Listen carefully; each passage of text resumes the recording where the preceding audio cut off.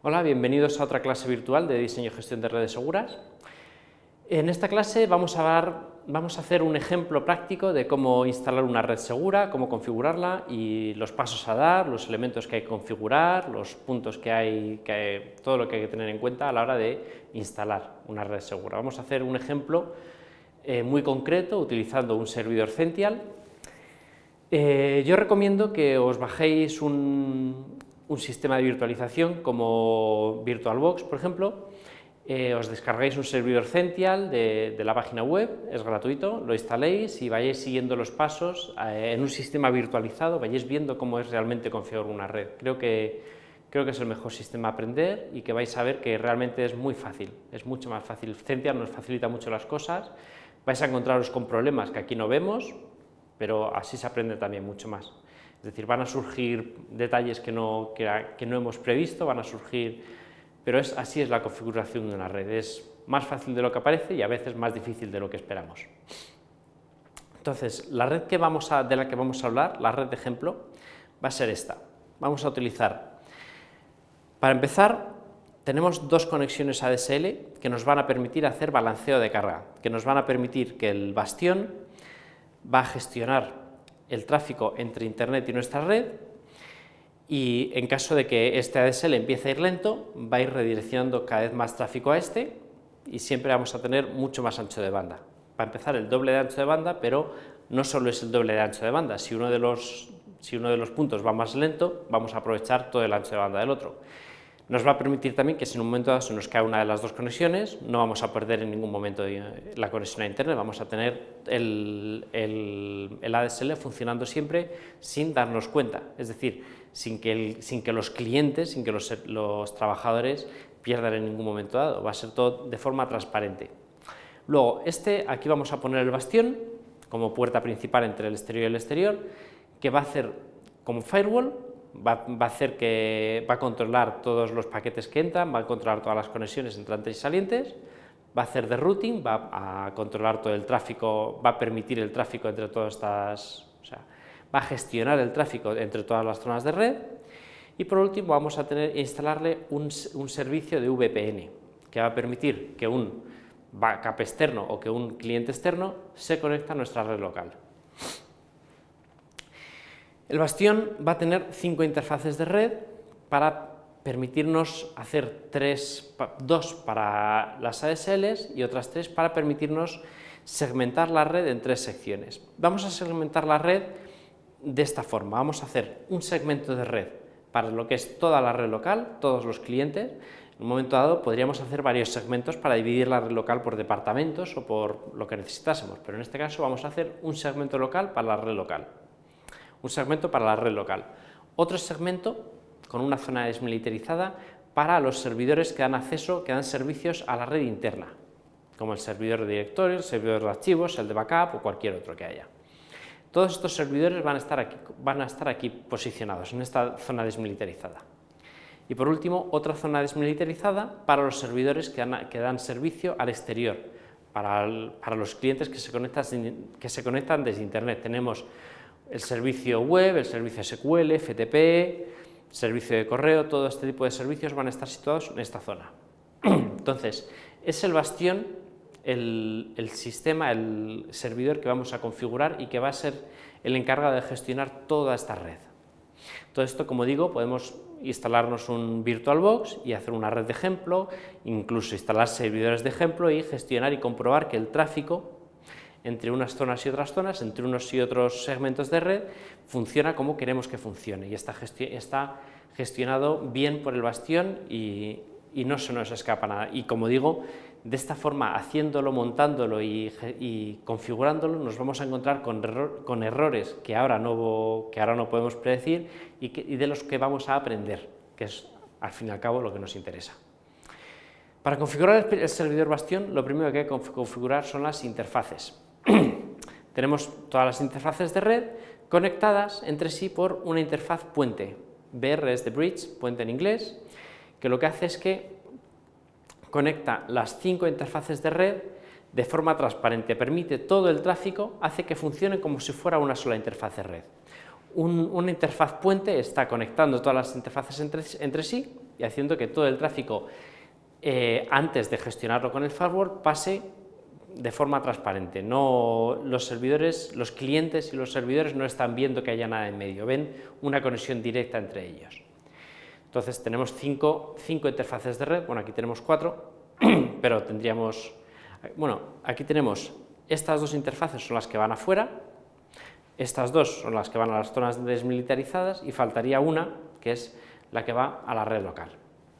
Tenemos entonces 5 interfaces, 2 para los 2 routers ADSL, que nos va a permitir hacer balanceo de carga, una para la zona desmilitarizada con servidores que van afuera, los servidores web, los servidores FTP, correo, todos estos servidores, otra interfaz red dedicada a la zona desmilitarizada para los servidores que van al interior, a nuestra red local, y otra para lo que es la red interna en sí, una interfaz solo para la red interna.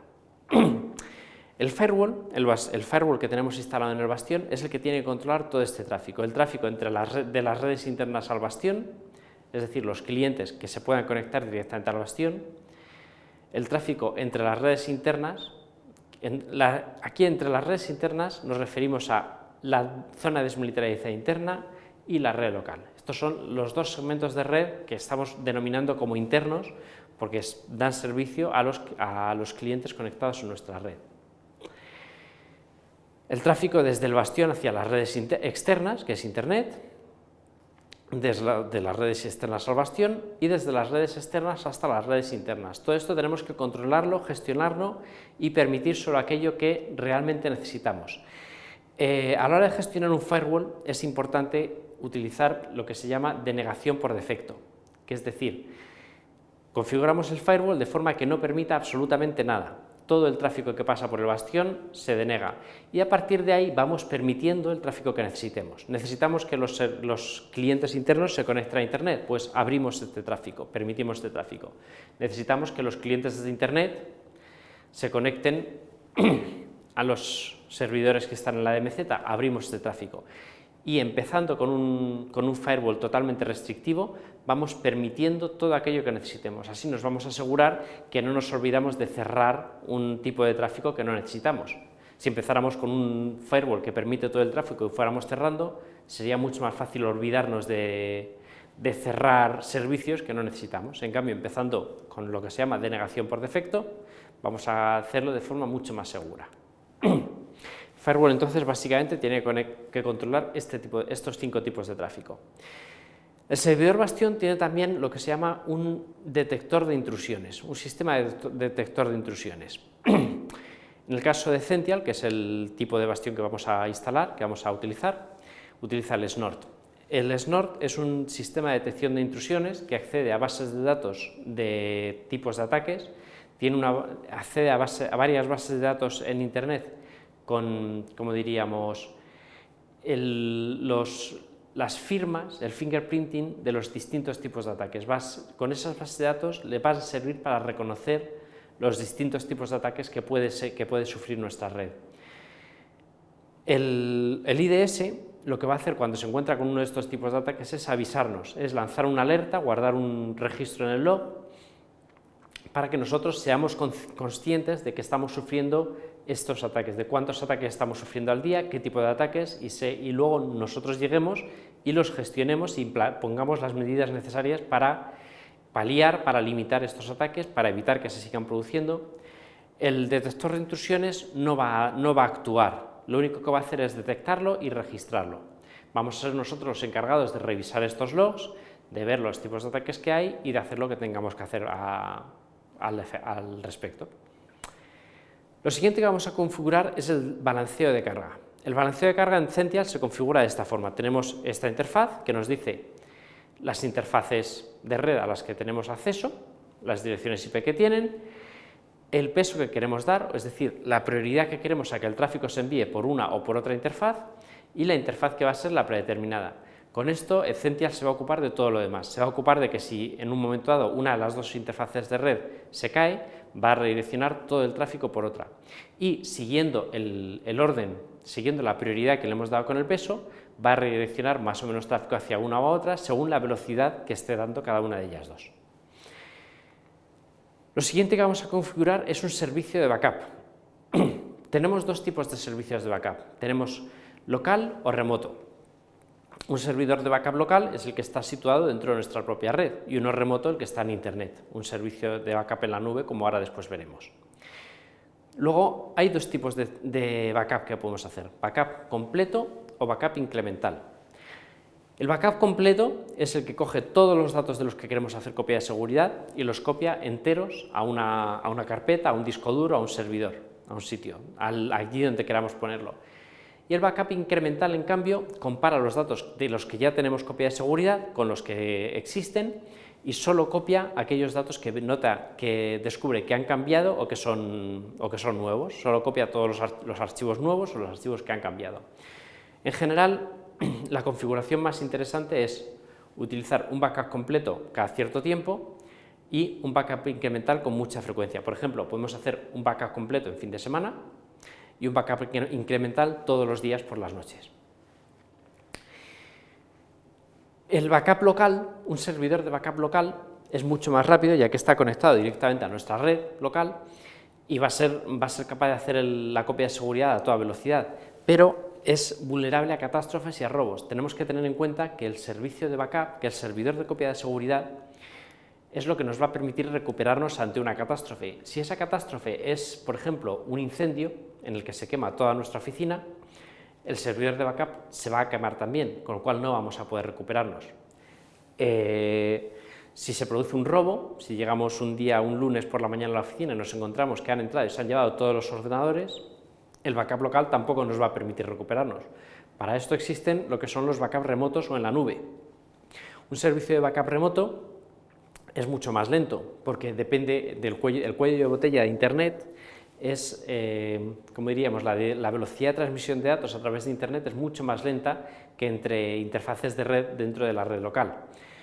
Pero tiene la ventaja de que si en un momento dado se produce una de estas catástrofes de las que acabamos de hablar, pues nos va a permitir recuperar todos los datos, porque no está físicamente situado en nuestra oficina.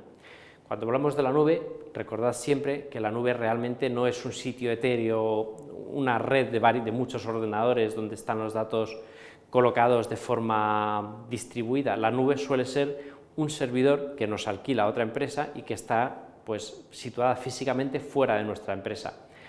La nube tiene las mismas ventajas que contratar los servicios de otra empresa o que hacer un contrato con una empresa amiga, con una empresa conocida y que nos ofrezca utilizar uno de esos servidores como backup. Esto nos va a dar las mismas ventajas que un servicio en la nube. Del mismo modo, podemos nosotros en nuestra empresa ofrecer nuestro servidor de backup a otra empresa y que ellos lo utilicen como servicio externo, como servicio en la nube, servicio de backup en la nube. Esto les va a permitir pues, que en caso de robo, de incendios similares, poder recuperarse. Un servidor de archivos es más complicado de configurar. Hay que configurar una autenticación de usuarios, tiene que ser capaz este servidor o bien otro servidor de leer las contraseñas de los usuarios a la hora de entrar en su ordenador y de saber que estos usuarios tienen acceso, comprobar que la contraseña es correcta y permitirles acceder a su ordenador o bien a las carpetas compartidas que sean. Tiene que ser capaz de gestionar los permisos de cada carpeta compartida, permisos de lectura, de escritura, permisos de administración, permisos de borrado y también de guardar todos los logs, todos los registros de todo lo que haga cada uno de los usuarios. Y además puede tener también un antivirus, de forma que sepamos que si un usuario, sin darse cuenta, pone un virus en la red, pone un archivo con un virus en el servidor de archivos, el servidor de archivos se va a dar cuenta. Todo esto lo hace Zential por defecto, podemos hacer la prueba, podemos crear un servidor de archivos y activar el sistema de carpetas compartidas, el sistema de permisos y el sistema de antivirus. Y vamos a ver cómo funciona. Vamos a configurar también un servidor de VPN, utilizando OpenVPN, que utiliza cifrado con SSL y que ofrece clientes para Windows, para Mac y para Linux. Es decir, cualquiera con un sistema operativo Windows, Mac o Linux va a poder conectarse a nuestra red a través de VPN, a nuestro servidor OpenVPN. Además, el OpenVPN, especialmente gestionado desde Zential, tiene un mantenimiento muy sencillo y vamos a tardar muy poco tiempo en ponerlo en marcha, en configurarlo y en gestionarlo. Para que el OpenVPN funcione y también para otros muchos servicios, vamos a tener que crear una autoridad de certificación, que es un software que emite certificados virtuales, certificados de software, que son los que van a dar acceso a los distintos clientes para que se conecten a nuestra red, o a las distintas redes para que se conecten con nuestra red también. En este caso simplemente vamos a emitir servicios para los clientes, certificados para los clientes para que se conecten a esta VPN.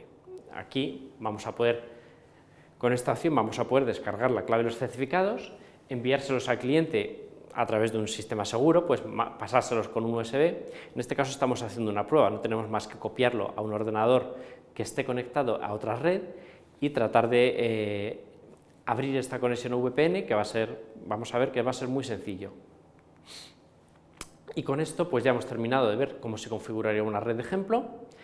Espero que podáis hacerlo en vuestra casa, que os descarguéis el VirtualBox o similares, que montéis una red y que realmente aprendáis mucho. Es con la práctica con lo que más vamos a aprender. Muchas gracias, espero que os haya sido de interés.